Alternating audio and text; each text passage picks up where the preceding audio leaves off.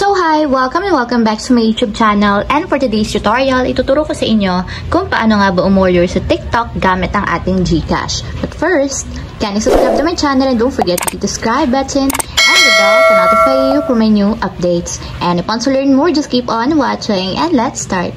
So ayan guys, for today's video, i-open lang natin ang ating TikTok account or yung ating TikTok app. And then, after yun guys, mula dito sa pinakang homepage, pumunta lang tayo sa shop ng TikTok or sa TikTok shop. So, tap lang natin yung shop. And dito guys, pumili lang kayo ng item na gusto nyong i-place order or i-check out gamit ang inyong GCash as payment method. So, for example guys, is magsa-search ako ng item dito sa search bar. So, for example, is tissue.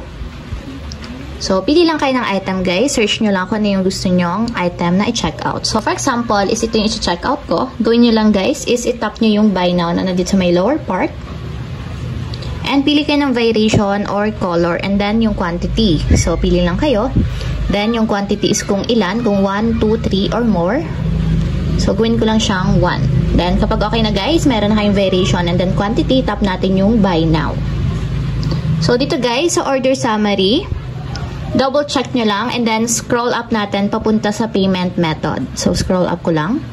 So, ayan guys, dito sa payment method, kung makikita nyo, meron kayo ditong pagpipilian kung paano ba yung gusto nyong payment dito sa inyong item. So, ang gagawin nyo lang dito is view all options since walang GCash na pamimilian dito. So, tap natin yung view all options. So, scroll up lang natin and hanapin nyo guys yung GCash. So, tap nyo lang yung GCash. And then, after nyo matap yung GCash, tap natin yung continue.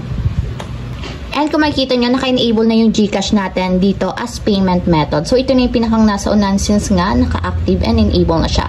So, para makompleto yung ating payment method sa GCash, tap natin or i-place order na natin yung item.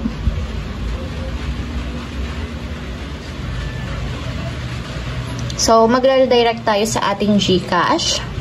Since nga, to GCash yung ipangbabayad natin sa ating item. So, tap lang natin guys yung next para ma-confirm yung ating GCash number. So, may magsasend na OTP code sa ating registered GCash account. So, yun yung ilalagay nyo dito sa blank spaces na OTP code.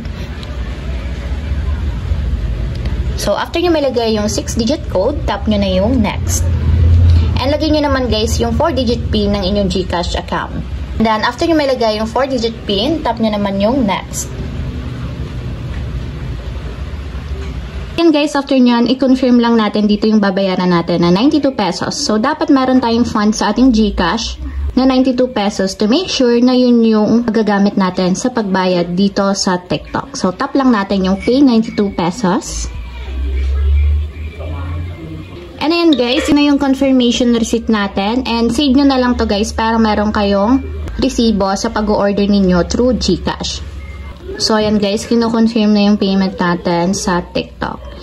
And ayan, kapag ganyan na yung lumabas, ibig sabihin, successfully naka-order na tayo sa TikTok gamit ang ating GCash. And wait na lang natin makarating yung order natin sa nakalagay na expected delivery. So, ayun lang guys, ganun lang kasimple kung paano nga ba umorder sa TikTok gamit ang GCash. If you have a question, can you comment down below and don't forget to hit the subscribe button and the bell to notify you for my new updates. And thank you for watching!